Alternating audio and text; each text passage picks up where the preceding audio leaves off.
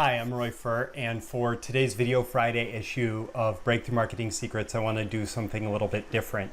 Earlier today, I did a webinar for my BTMSinsiders members where I broke down the line-by-line copy in Do You Make These Mistakes in English, a highly successful ad from Max Sackheim.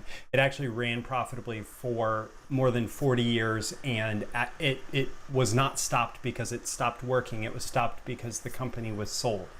So it's an incredibly successful ad, and I just wanted to share this clip that you're about to see, which is part of a much longer analysis.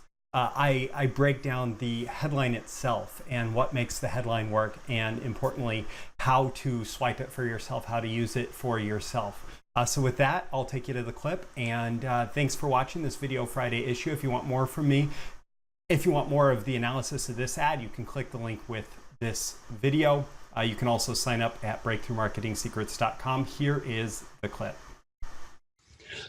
So do you make these mistakes in English? And as you can see, I have 6 separate notes all around the headline. The first one here, I will note that this is a problem-based ad. So in my high velocity copywriting program, you know that there's urgent problems, there are 10x opportunities, and there are imminent predictions.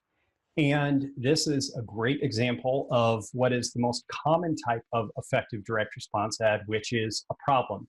I present a problem in the headline, and then as you see, I actually break it down using my PISA formula. I'll show you where Sackheim actually agitated the experience of the problem, invalidated the most common other place where you might learn English, presents the solution as kind of separate from the product itself, and then makes a direct ask. So as we go through, but it starts with the presentation of the problem in the headline.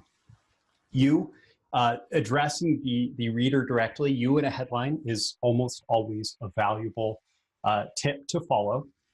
I'm going to go here, mistakes. Mistakes is a power word. So you and mistakes, I mean, that's the kind of thing that starts to stimulate a little bit of emotion, because we all have the feeling of shame and agony when we make mistakes. And for it to be in a social situation suggests something that would be even more embarrassing. So these is a very important word. And as I mentioned at the very beginning, these was, as far as I understand it, the word that actually finally created this breakthrough runaway control that then was able to run for 40 plus years without being beaten. Why does these work? Because it forces readership. And so it doesn't say, do you make, like, it doesn't say, do you make mistakes in English? Because that's easy to say yes or no to. When you add these, what these does is it points to mistakes that are going to be presented in the article/ad. And so it promises to reveal value in the body of the ad itself. There's a presumption that the specific mistakes will be discussed. It also makes it so that you can't answer yes or no to the question. And so that makes it an incredibly powerful word to include in your headline. And beyond that, an incredibly powerful principle or strategy that you are putting words in your headline that push people down into engaging with the rest of your copy. That you're opening a question that cannot be answered in the headline itself, that forces readership down into the rest of your message. And then I wrote this in a different way. Can phrasing your headline as an open-ended question with an implied benefit in the answer drive more readership? Okay, I was being a little too creative there. But note that this is phrased as a question, an open-ended question with an implied benefit, because once you know the mistakes, you can solve them. So that technique by itself can be an effective way to drive readership. Now, Joseph, believe I heard you go off mute, and you might have a question, and I would encourage you to ask it before I address this next point. No, I don't have a question. I just took it off mute. Okay. To reduce the background noise. Fair enough. Okay.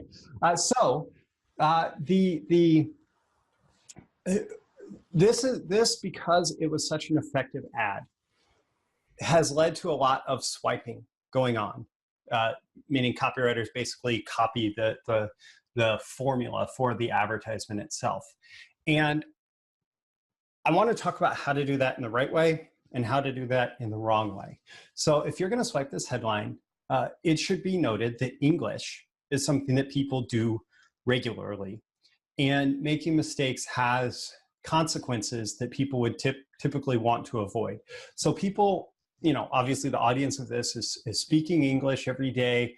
If they make mistakes as they're speaking or writing, trying to communicate in English, there's going to be it's going to be something that is going to be immediately felt by them. The shame, the social rejection, the career rejection.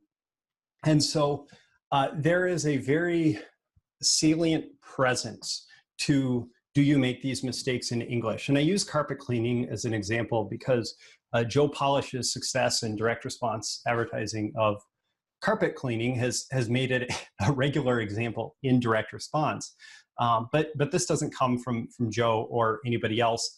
I just thought about it because the super lazy and effectively horrendous way to swipe this would be to say something like, do you make these mistakes in carpet cleaning?